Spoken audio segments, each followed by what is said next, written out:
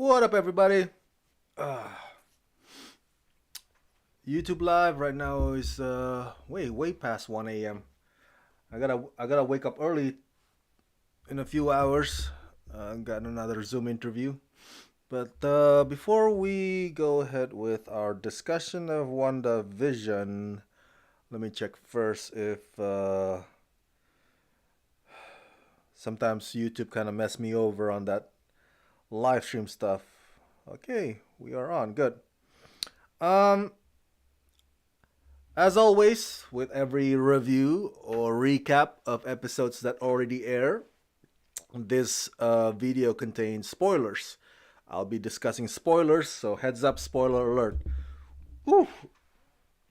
Excuse me, I had late dinner, so I apologize for burping every now and then. Okay, so if you watched today's episode already, episode 7, obviously, the answer to the question of who's the villain is finally answered. Because that's been like the case, right? With people after like 6 episodes, people were wondering, is there actually a villain on this show? Who? I mean, like, because yes, Wanda created this fake reality, and she's kind of without realizing it, or maybe she does realize it, that she kind of hurts the people that are in this community. And when Vision kind of helps them, like they're like, "Oh my God, please get us out of here! It's so painful." So at one point, people are wondering, is Wanda the villain of the show? And even on today's episode, when she was confronted by Monica Rambeau. It's like, this is gonna make you seem like the villain, and Wanda's like, maybe I am. So what? So what if I'm the villain? Um, but apparently she's not the villain. She's complicated, definitely, but the villain is Agatha. See, I'm a late bloomer when it comes to Marvel. I'm a DC guy, so I have to keep looking things up when it comes to Marvel. Agatha Harkness. Not familiar with Agatha Harkness. But she's in the comic books, and she's one of the witches from the Salem witch trials in Salem, Massachusetts. So Wanda herself is Scarlet Witch. So it makes sense. Witch versus witch. And Agatha is Catherine Hahn's character, which I don't know. How do I feel about this twist? Yeah, I think I prefer it like last or 2 weeks ago when Agnes had that moment of clarity. You know what I'm saying? That for a few seconds she's like, "Oh, do you want me to say that line or not?" Remember that? Like a bug on the episode. That was cool. I like that when Agnes seems like somebody who uh, is a bit confused as to how to go on with the show under the direction of Wanda Maximoff, as opposed to being the villain. But you know what? Catherine Hahn is a big star. So it kind of makes sense to have her play a bigger role than just, "Oh, do you want me to say that line?" Kind of like. So it does make sense that this twist is does make sense, but yeah, I don't know. I guess I feel indifferent about it. I'm not too psyched. I'm not too hyped up about it. Uh, as far as people like online on Twitter are asking for Magneto to show up, or Blue Marvel to show up, or um, whatever Doctor Strange to show up, I don't think that it's gonna happen anytime soon. I think if it were to happen, that big cameo, um, it's probably gonna happen, on the finale or episode 9. Right now it's episode 7, so we got 2 left to go. So whether it be Magneto, Doctor Strange, or Blue Marvel, whatever we want to, you're hoping it's gonna happen later. The twist today is just Agatha Harkness, which I respond with, eh. But I'm getting ahead of myself here. I also want to talk about real quick about the beginning intro, the TV show that this TV show parodies, and as you know, it's a combination of The Office and Modern Family. I'm still kind of bothered, or I'm still kind of bummed out the fact that they skipped over my era, the 90s. Maybe they're saving the 90s for the finale or episode 9, maybe. I'm keeping my fingers crossed. I'm hoping that it could be like a mix of or a cross between Friends and Seinfeld. You know what I'm saying? If today was The Office meets Modern Family, maybe the 90s it could be Friends and Seinfeld, which were the two biggest shows of that era. Um, but yeah, mockumentary comedy. Ricky Gervais started with The Office. British version lasted 2 seasons, and then America, or NBC, I should say, Americanized The Office, with Gervais executive producing it, of course. Started in 2004, if I'm not mistaken. And Modern Family started in 2009, I believe. So those two really dominated the 2000s era. Um, if I'm saying maybe now that the story is escalating, maybe they're not gonna cover the 2010s era.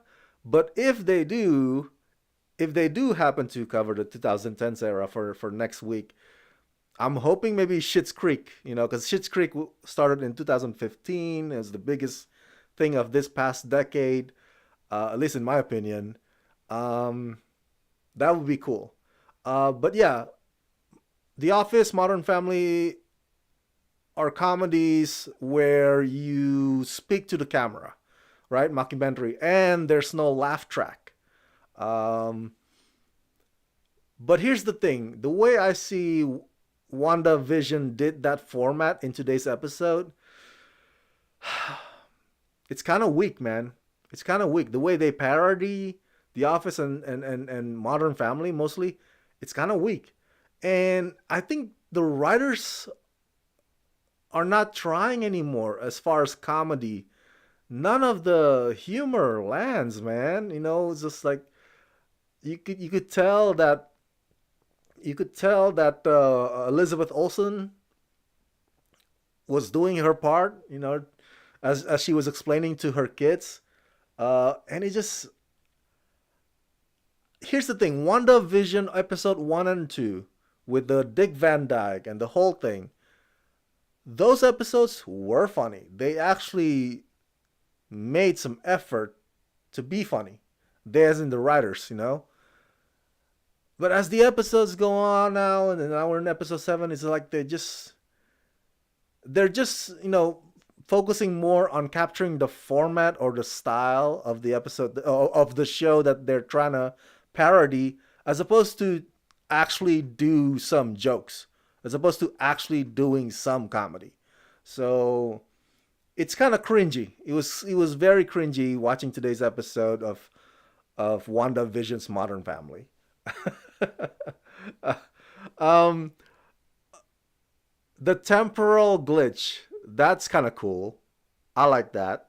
The whole thing where everything's glitching and it seems like everything's mixing with each other, right? The past, the present, you can't tell apart which one from which anymore. I like that. And this is the kind of, and obviously from that moment when Monica Rambeau tries to enter the hex, obviously this is a show that just spares no expense as far as visual effects go. Um, it's very, very impressive. Uh, when it's all glitching like that, I was like, wow, that's some really cool CG. And finally somebody said it. Agnes, or Agatha Harkness, when she was Agnes, she said it. She said, like, Wanda is cuckoo for Cocoa Puff. And I tweeted earlier today, I said that Wanda Maximoff needs to see a psychiatrist. Um, this grief, this trauma, this anxiety, this sadness over what happened. Because they even said it in today's episode. Darcy said to Vision about how he got she killed him and he got brought back to life, and then Thanos killed him. It's like it took a toll on Wanda's psyche or psychological. It took a toll, this whole thing, on her mental health. So she needs to see a shrink. She's not a villain. She's not exactly a hero either on this show. She just needs, at the very least, she needs psychological help. And I'm not trying to diagnose. I'm not a doctor. I'm not like Dr. Phil or anything like that. But if you have somebody like that in your family, right? If I have a cousin who doesn't want to live in reality, or he creates his own like fantasy in his head and he just wants to stay there all day every day, I'd be like, mom, dad, or my uncle, my auntie, let's do an intervention, or like let's talk to Rob, let's discuss this, because we want to help him, his family. uh but nobody is there to help Wanda, with all that stuff. So I don't know if that's gonna happen though. And now that we are introduced to Agatha Harkness, the villain, it's entered the realm of your usual generic superhero drama, right? Witch versus witch, both witches. So yeah, it's moving away. Obviously, humor wise, joke wise, it's moving away. And now it's getting more and more serious, and now it's getting more and more basic, if you will. Um, but yeah, if anybody needs help, it's Wanda, man. It's Wanda. Definitely. She is cuckoo for Cocoa Puff for sure. For sure. For shizzle. Um, my notes on Vision, the whole thing with the Carney and Darcy, that was entertaining. Obviously, Vision is in a place where he's putting things together now.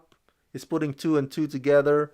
It's starting to come together for him, and Darcy's helping him out. It was it was a minor part of this show. I don't really have strong opinions, other than the whole thing with the carnies were entertaining, and the, and the whole thing when the construction workers and people crossing the street. I mean, the only thing that could piss Darcy off even more, if how if you drive through farms in Scotland, for example, they would have like long herds of sheep, right? Or some whatever, cows, just blocking the road into like a long narrow road. That's it. There's no way you could move anywhere. And if the sheep comes after the kids, crossing the street as well, oh man, if I were Darcy, I'd be like, I'd blow a fuse. So, and as far as my opinions about Monica Rambeau and Jimmy Woo, damn, that's a space rover. Holy crap, that's a that's a mighty looking space rover. Um, recently, what was it? Preservation, preservation. Landed on Mars. That was cool. So flashes of that kind of, flashes of the landing on Mars recently, kind of came to my mind as I was watching that space rover. But anyway, damn, that sequence when she was trying to break through. Oh, holy crap, dude! And I'm talking about not just the space rover. I'm talking about her walking through the force field. I was like, whoa, that's crazy. That is so insane. It's like she has these sides of her just branching out from her, just like, holy crap. Um, that's cool. That's really cool. And it seems that they are moving towards, slowly but surely moving towards displaying Monica Rambeau uh, as more than a person, as a superpowered person. Because I believe in the comic books she's like the second Captain Marvel or something like that. You can correct me if I'm wrong, but we don't see her fully in that form, obviously, but it's like a tease. She's like she's getting there, like, oh, it's like she's got something special here. So that's really cool. I like that. Yeah, another fantastic episode. Yeah, other than the humor, the comedy kind of dwindling down, I don't have a big criticism or objection about much of it other than that. Um, this is episode 7, so 2 episodes left. We're about to say goodbye to season 1 of WandaVision. I can't wait to see how they finish the season off. Can't wait to see this big cameo, whoever it is, in episode 9. And more than that, I can't wait for what comes after WandaVision, which is uh, Falcon and the Winter Soldier. Yeah, baby. That looks fun. Have you seen the trailer? That looks so much fun. Today is fun too because you start with like this comedy mockumentary, and then you have the drama with the Monica Rambeau confronting WandaVision, and then you have like some sort of a this, and then it takes a turn for the horror, you know. By the end, when she's in the basement, it's just all gloomy and oh scary, and the mood just changes like that. And so yeah, that was fun. But Falcon and the Winter Soldier, oh, I'm gonna have a blast watching. I think my theory is that they're gonna go with the buddy cop formula. The like Lethal Weapon. Buddy cop comedy, action comedy. I think that's what's gonna happen, and I can't wait for it. That's it. Those are all the notes that I have about WandaVision. What do you think about my assessment of today's episode? Do you agree or disagree with it? Did I overlook some things? Uh, Point them out if I do overlook some things. And what's your theory? What's going to happen in the last 2 episodes of this season 1? Um, and if you have questions as well, let me know. Jot down all your thoughts in the comment section below. And as always, subscribe, subscribe, subscribe. All right? Let's wrap this.